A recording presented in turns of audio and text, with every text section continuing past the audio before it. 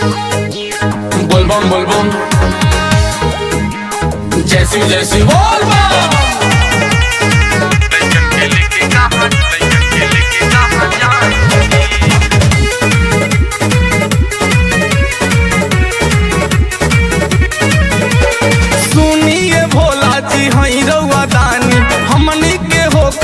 बटे परेशानी ए जी सुनी ना सुनिए भोला जी हई रउआ दानी हमनी के हो खत बटे परेशानी कबले पत्थर पे जिंदगी बिताइब जी हम बिताइब जी सोना के लंका रउआ दान कैनी रावण के लइकन के लेके कहाँ जाऊं जी सोना के लंका रउआ दान कैनी रावण के लइकन के लेके कहाँ जाएं जी। Music by Mantu Michael.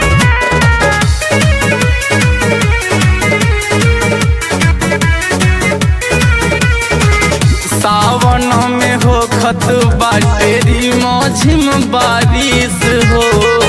हमारा तलागत बाटे रउए पे स्वामी खीस हो सावन में हो खत बाटेरी मौझिम बारिश हो हमारा तलागत बाटे रउए पे स्वामी खीस हो ध्यान में रहे निहर घरी रउआ कहेली रउआ से कुछ तोहर गौरा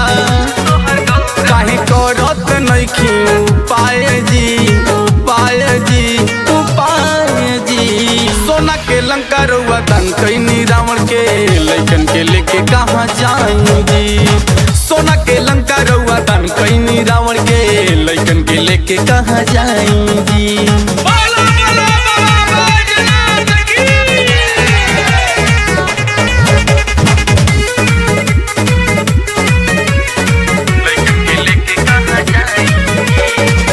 बुझत बानी स्वामी राउर सब कइल ह खेला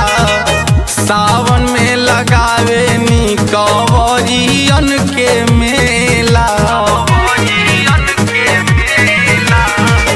बुझत बानी स्वामी राउर सब कइल ह खेला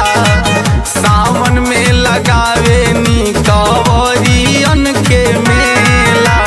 हर घड़ी रिम झिम होता झमेला कहीं ना जगह बिगला से बचेला